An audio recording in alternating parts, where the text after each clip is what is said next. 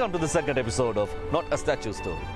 For those who are not familiar with the show, Not a Statue Story is a show where I explain a story behind a statue by just looking at it. Behind me is a statue from the 19th century. It is located in Burggarten. For those in Vienna, you know where Burggarten is. It's a place where you come on a summer day for a picnic.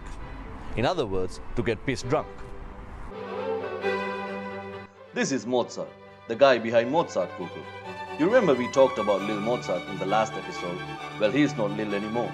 In front of Mozart's statue, there's a bed of flowers that spells out the treble clef. If you don't know who Mozart is, there's a big chance you don't know what a treble clef is either. After Lil Mozart came back from Maria Theresa's surprise party, he had to go to therapy. If you want to know why, I suggest you watch the previous episode of Not a Statue Story. With the help of his therapist, Mozart became a world-renowned music composer. You hear that music in the background? Dude composed it. Anyway, one day Mozart decided it's time to get rid of his old instruments. So he organized a garage sale. He being a musician himself, he decided he needs some entertainment to entertain his potential buyers, so he invited the Baby Angel Calypso Band. They were popping during that time. They were the hottest shit. Their songs were topping all the charts all over the world. You know how all these famous bands roll? They came with the whole Baby Angel gang. Mozart was about to start the auction.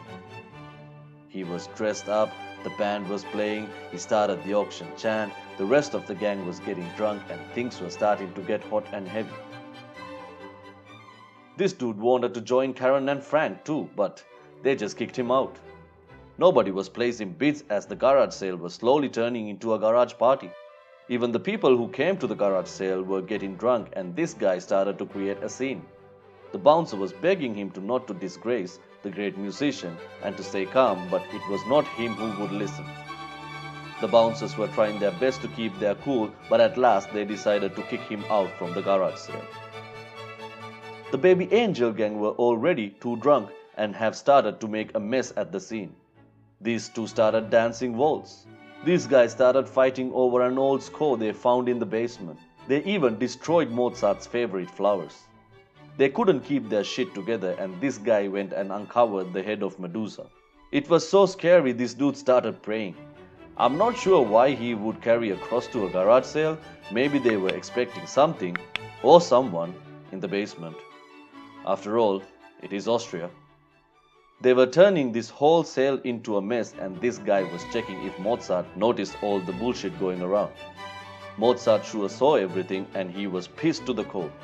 He was so mad, but he couldn't do anything about it because it was his mistake to invite those little bastards to the garage sale. People were disturbed and they started leaving without buying any of the instruments.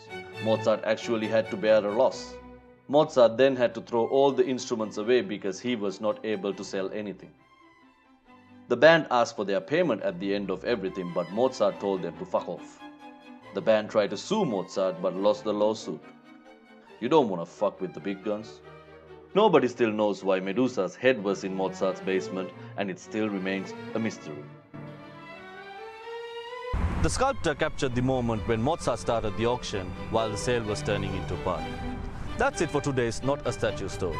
See you next time with another interesting episode of Not a Statue Story.